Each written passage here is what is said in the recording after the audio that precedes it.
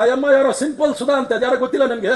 ಇನ್ಫೋಸಿಸ್ ಅಂತಿದೆ, ₹1 ಲೆಕ್ಕದಲ್ಲಿ 100 ಎಕರೆ ಅವ್ರಿಗೆ ಕಂಪನಿ ಮಾಡಕ್ ಕೊಟ್ರು. ನಾವು ಕಾಂಗ್ರೆಸ್ ಪಕ್ಷದವರು ಮತ್ತು ಬಾಬಾ ಸಾಹೇಬ್ ಭೀಮ್ರಾವ್ ಅಂಬೇಡ್ಕರ್ ಅವರು ಕಾರ್ಮಿಕರಿಗೆ ದಿವಸಕ್ಕೆ 8 ಗಂಟೆಗಳ ಕಾಲ ಮಾತ್ರ ಕೆಲಸ ಮಾಡಬೇಕು ಅಂತ ಹೇಳಿದ್ರು. ಆ ಅಮ್ಮನ ಗಂಡ ಹೇಳಿದ್ದೇನು ಅಂದ್ರೆ 75 ಗಂಟೆ ಕೆಲಸ ಮಾಡಬೇಕು ವಾರಕ್ಕೆ. ನೋಡಿ ಸ್ವಾಮಿ, ಮೊದಲು ಉದ್ಯಮಿಗಳಿಗೆ ಬೆಲೆ ಕೊಡೋದನ್ನ ಕಲೀರಿ. ನಿಮಗೆ ಅಷ್ಟು ತಾಕತ್ತಿದ್ರೆ ನೀವೇ ಒಂದು ಕಂಪನಿ ಕಟ್ಟಿ, ಅದ್ರಲ್ಲಿ 80% ಕನ್ನಡದವ್ರಿಗೆ ರಿಸರ್ವೇಶನ್ ಕೊಡಿ.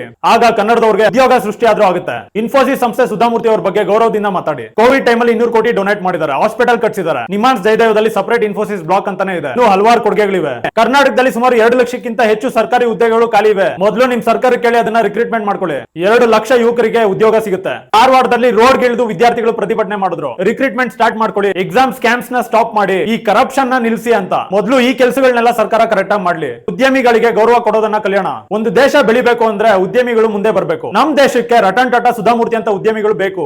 ನಾನ್ ಮಾಡ್ತಾ ಇರೋ ಕಂಟೆಂಟ್ ನಿಮಗೆ ಇಷ್ಟ ಆಗಿದ್ರೆ ದಯವಿಟ್ಟು ಈ ಅಕೌಂಟ್ ನ ಫಾಲೋ ಮಾಡ್ಕೊಳ್ಳಿ. ಮುಂದಿನ ದಿನಗಳಲ್ಲಿ ಇನ್ನೂ ಒಳ್ಳೊಳ್ಳೆ ವಿಚಾರಗಳಿಗೆ ವಾಯ್ಸ್ ರೈಸ್ ಮಾಡೋಣ. Thank you.